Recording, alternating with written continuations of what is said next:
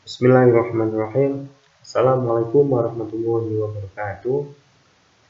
Baik anak-anak, hari ini kita akan belajar pelajaran Al-Quran Hadis kelas 7, yaitu tentang isi kandungan Quran Surat Al-Baqarah ayat 153. Pada pertemuan yang lalu, kita sudah belajar tentang Quran Surat Al-Balad ayat 1-10, yaitu tentang kodrat serta potensi manusia menghadapi kesulitan sejak lahir hingga ke liang lahat. Yang kedua, surat Az-Zumar ayat 53, yaitu tentang besarnya rahmat Allah Subhanahu wa taala kepada hambanya yang ingin bertaubat. Dan hari ini kita akan belajar tentang Quran surat Al-Baqarah ayat 153, yaitu tentang sholat dan sabar sebagai penolong dalam kehidupan kita sehari-hari. Nah, Quran surat Al-Baqarah sendiri merupakan surat Madaniyah. Surat Madaniyah, yaitu surat yang diturunkan di kota Madinah. Surat yang turun setelah Nabi hijrah ke Madinah. Surat Al-Baqarah merupakan surat kedua dalam Al-Quran dengan jumlah ayat 286. Surat Al-Baqarah ayat 153 berbicara tentang sholat dan sabar sebagai penolong untuk menghadapi cobaan hidup dalam kehidupan sehari-hari. Nah, bunyi surat Al-Baqarah ayat 153. Bismillahirrahmanirrahim. Ya ayyuhalladzina amanu sta'inu bis-sabri was-shalah. Innallaha ma'as-shabirin. Wahai orang-orang yang beriman, mohonlah pertolongan kepada Allah dengan sabar dan sholat. Sungguh Allah beserta orang-orang yang sabar. Ya ayyuhalladzina amanu. Wahai orang-orang yang beriman.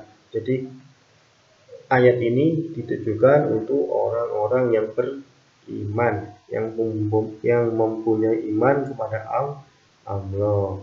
Ista'inu, mintalah pertolongan kepada Allah dengan apa? Bis-sabri was-shalah, dengan sabar dan sholat.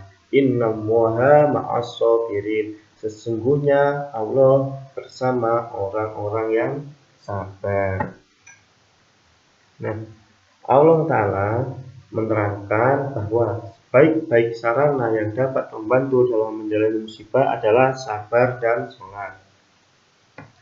Ayat tersebut memerintahkan agar kita mintalah pertolongan dalam menghadapi segala situasi yang berkaitan dengan masalah agama dan dunia kalian dengan kesabaran dan sholat yang mendekatkan dan menghubungkan diri kalian dengan Allah. Dalam ayat lain, masih dalam surat Al-Baqarah, yaitu ayat 45, Allah juga menyebutkan bahwasanya wasta'inu bis-sabri was-shalah wa innaha lakabiratun illa 'alal khashi'in. Dan mohonlah pertolongan kepada Allah dengan sabar dan sholat. Dan sholat itu sungguh berat kecuali bagi orang-orang yang khusyuk. Ayat ini memerintahkan kita untuk meminta pertolongan kepada Allah dalam permasalahan dunia dan akhirat, yaitu dengan bersabar dan melaksanakan sholat yang dapat menghubungkan diri kita kepada Allah. Maka Allah akan menolong kita dalam menghadapi setiap kesulitan. Sabar di sini bisa dimaknai dengan menahan diri dalam menanggung sesuatu penderitaan, baik menghadapi sesuatu yang tidak diinginkan ataupun dalam bentuk sesuatu yang disenangi. Sholat, Allah SWT menyatakan bahwa sesungguhnya sholat itu benar-benar sulit dan berat, kecuali bagi orang-orang yang khusyuk atau tunduk dan patuh kepada Allah SWT atau Rabb-nya.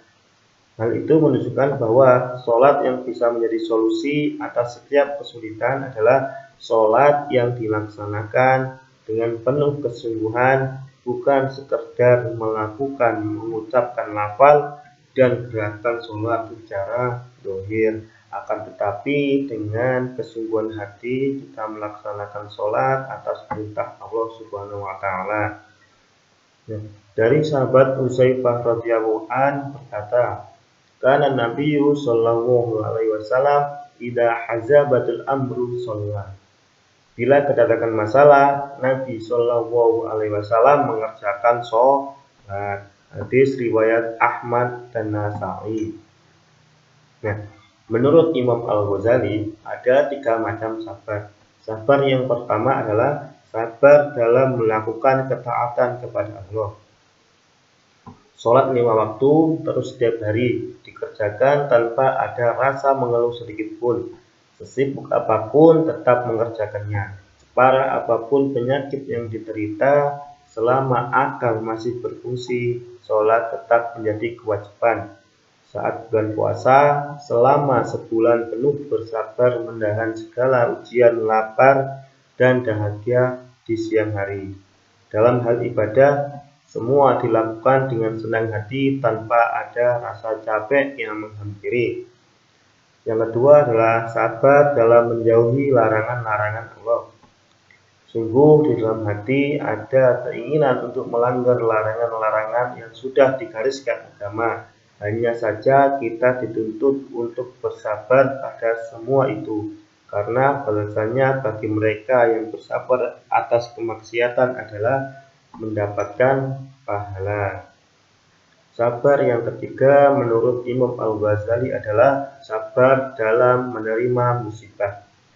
Ujian dari Allah SWT tetap harus disikapi dengan sabar. Hati harus qanaah atau menerima ujian tersebut. Yakinlah bahwasanya ujian yang diberikan pada makhluk sudah disesuaikan dengan kadar kemampuan yang dimiliki.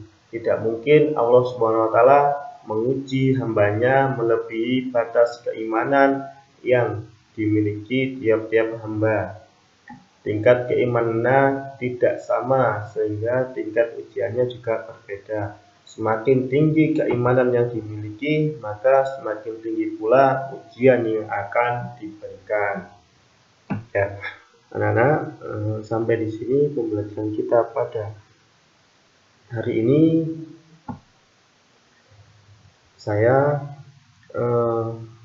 memberikan soal kepada anak-anak, yaitu 1. Jelaskan pengertian tentang sabar. Yang kedua yaitu sebutkan macam-macam sabar menurut Imam Al-Ghazali. Sampai di sini pembelajaran kita hari ini. Saya akhiri, semoga bermanfaat. Billahi taufiq wal hidayah, biridha wal inayah. Assalamualaikum warahmatullahi wabarakatuh.